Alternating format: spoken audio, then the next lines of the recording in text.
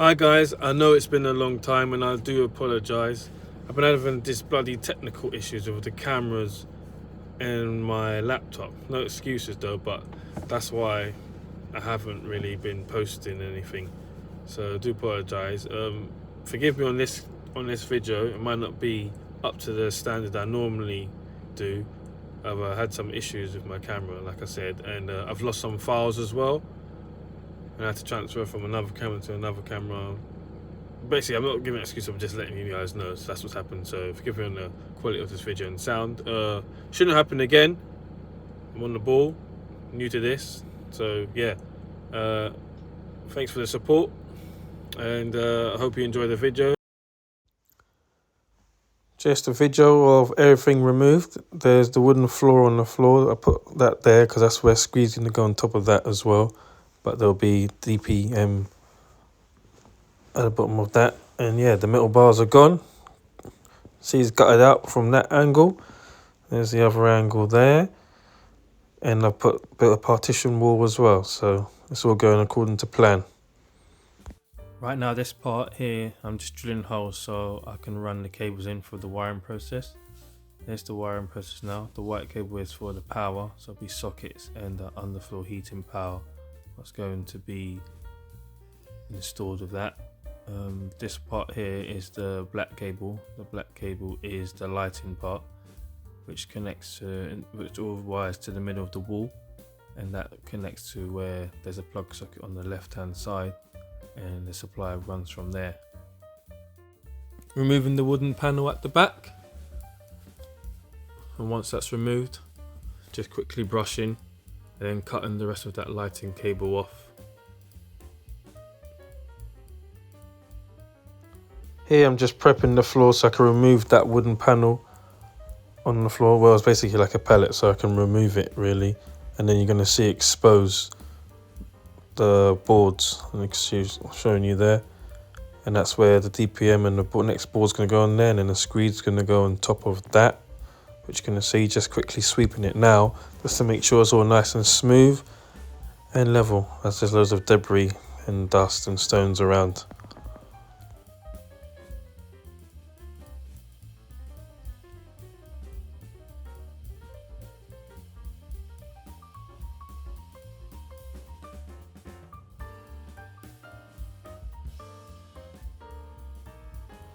Here we're just sweeping the floor just to make sure that the floor is nice and level before we lay the membrane down.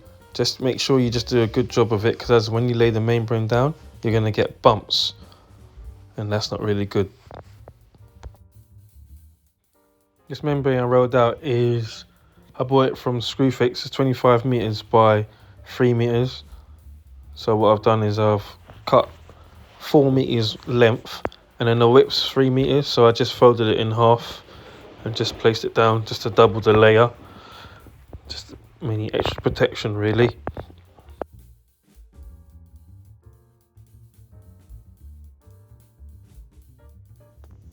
It is very difficult to lay down.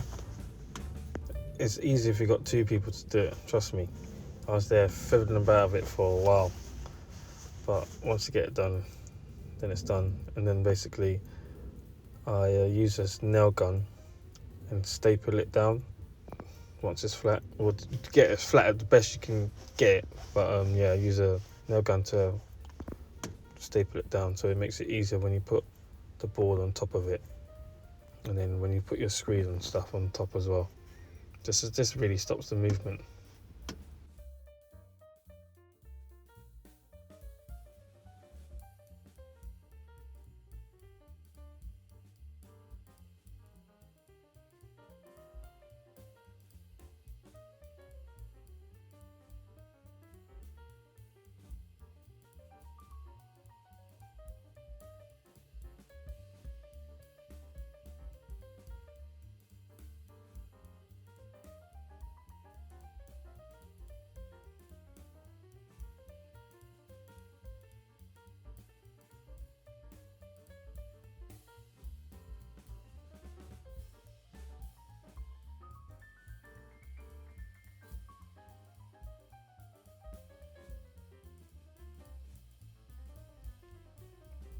Now you see me bringing the OSB board down. That's 18mm OSB board, the thickest I could get, and that's also going to be part of the flooring.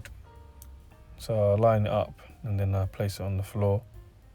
Just make sure it's level. So that's like the main section, and then you can see the other where the membranes are. I'm going to use that board I just brought in and then cut it up and then just lay it all around so that the whole floor would be covered with the OSB board. And that's what you see me doing there.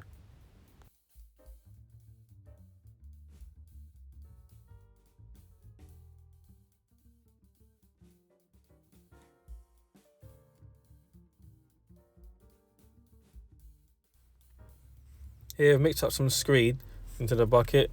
Basically every packet has its own instruction, so I put 2 packets in there with a certain amount of water,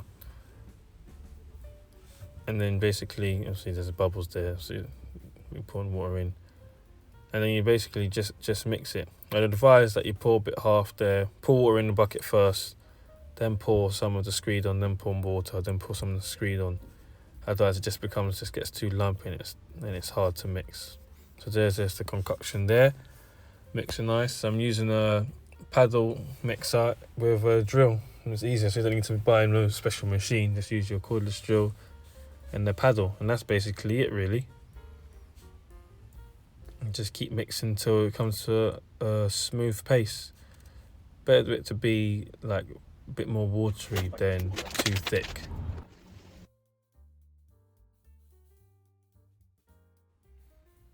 And that's it. So once it's all mixed together, you just start pouring. So you need to measure your square meters of the area you're pouring, and that's how many bags you need. And then even when you got that measured out correctly, sometimes you do need a bit more bags. I think it just depends on the mix. I mean, I've tried it different ways, but I just figured out, even though the bag says a certain amount per square meter and I've measured it, it all depends on the mix. And even if you follow the instructions, sometimes you may need a bit more bags because it might be a bit too thick or something like that. So yeah, and that's basically the last part there, all being poured. It's an alright process. It's a bit messy. It's a bit of a messy process, so just bear that in mind if you're ever going to try it. It gets real messy.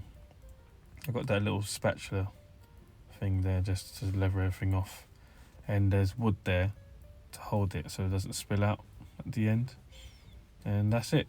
It's all hard. There's different colouring because it's a different mixture. It's the same bags but just how it mixed differently, and that's why you got different colours. That's all.